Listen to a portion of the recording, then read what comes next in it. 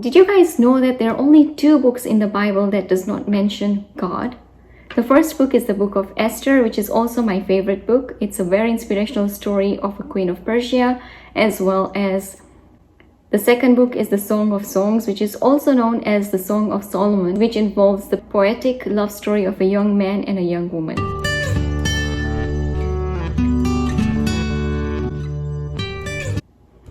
Hey guys, and welcome back to my channel, and in today's video we are going to do the Bible study together.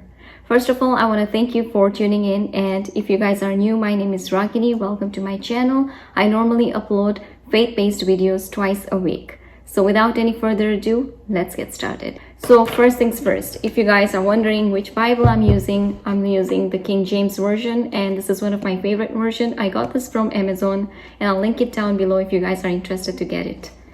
So I would like to give you guys a short introduction and brief description about the Book of Esther. The Book of Esther is all about God's amazing and miraculous wonders during the process of the things that were taking place. Even though God is not mentioned in the Book of Esther, but He has been working from the background, and this also reflects to our daily life, especially in this world right now.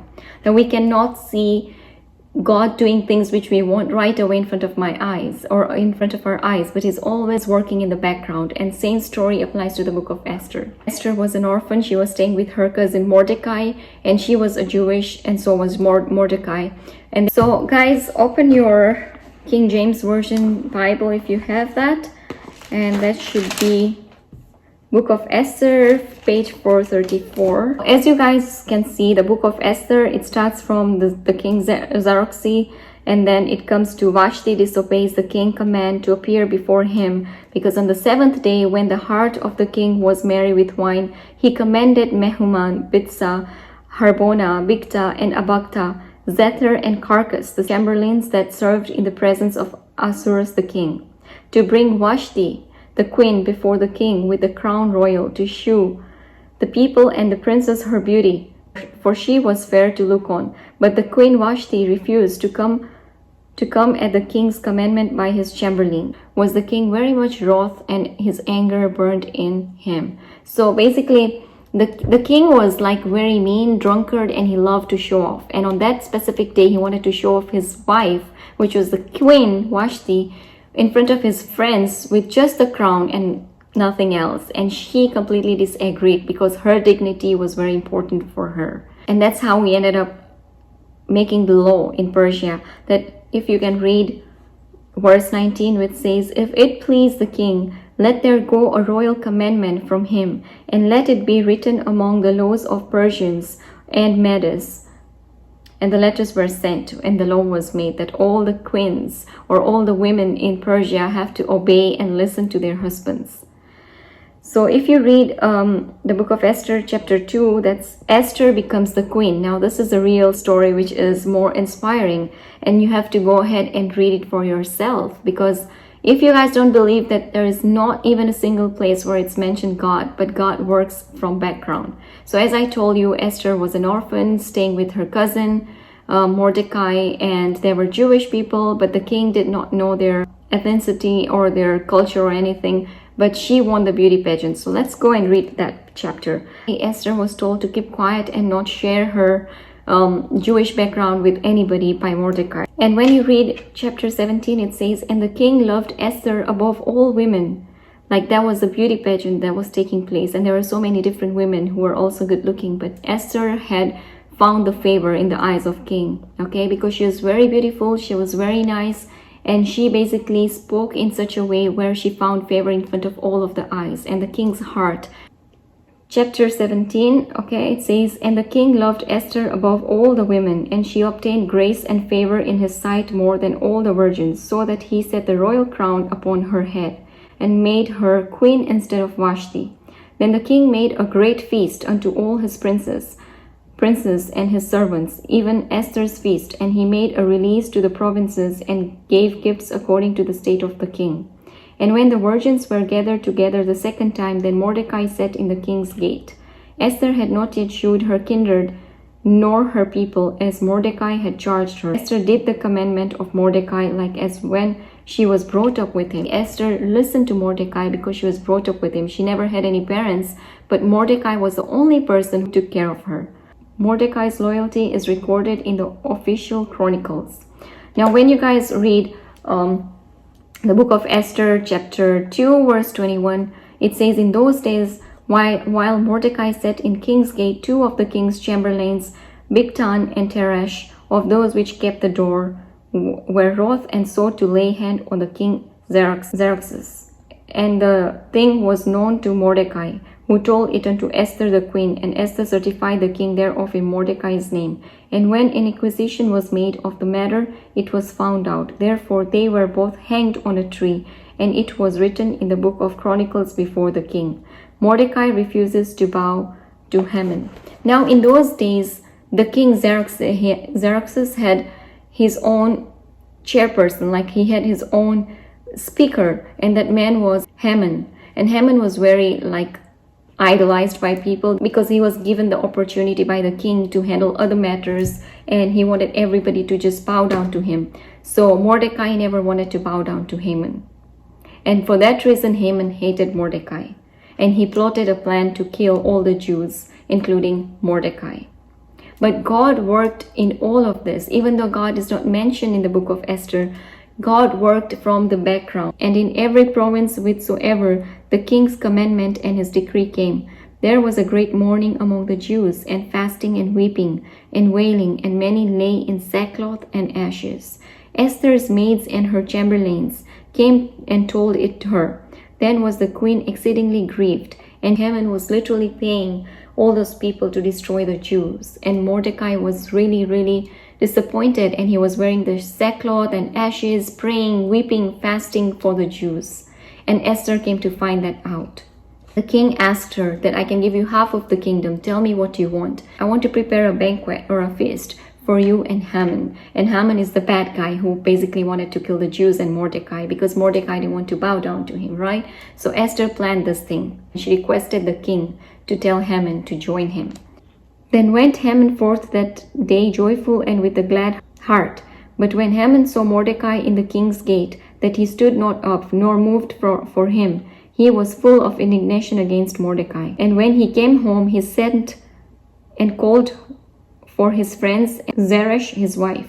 And Haman told them of the glory of his riches, and the multitude of his children, and of all the things wherein the king had promoted him, and how he had advanced him above the princes and servants of the king.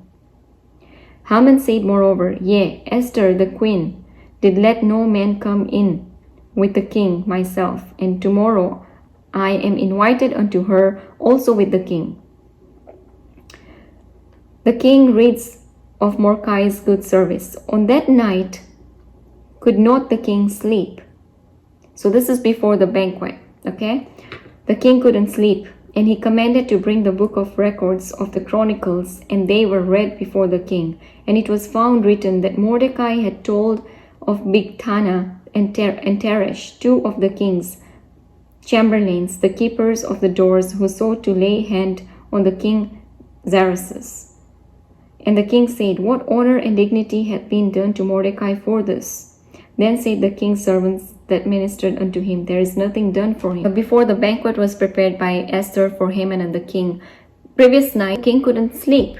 And he asked one of his servants to read the chronicles. And then he realized that Mordecai had saved his life, but he was not ministered or given any ministry or any award for saving king's life. So he asks his servant, and the servant says, basically, we didn't do anything for him. Then Esther the queen answered and said, If I have found favor in thy sight, O king, and if it please the king, let my life be given me at my petition, and my people at my request. For we are sold, I and my people, to be destroyed, to be slain, and to perish. But if we had been sold for bondmen and bondwomen, I had held my tongue, although the enemy could not countervail the king's damage.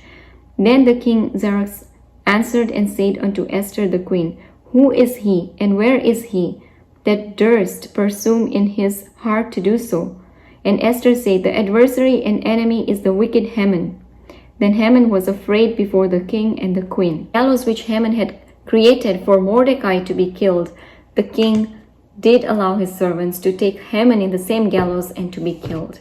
So as you guys can see, this whole story is about Esther saving her cousin Mordecai and the whole Jewish people through becoming a queen of that palace and that king. Then Mordecai is promoted. As you can see, chapter 8 says that Mordecai is promoted. Esther makes a plea to the reverse Haman's letters, Mordecai's honor and the joy of the Jews.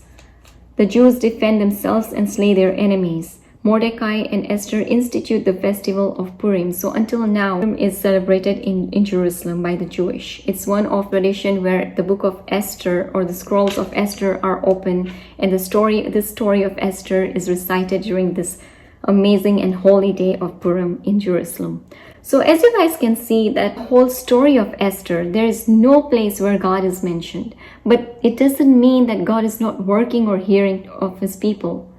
Okay, and the same thing applies in our life right now. No matter what is going on, coronavirus or the presidential issues or the sickness, we can see the favor of God sometimes in between all these misunderstandings and hardships. But don't forget that God is working behind the scenes. You should be having faith.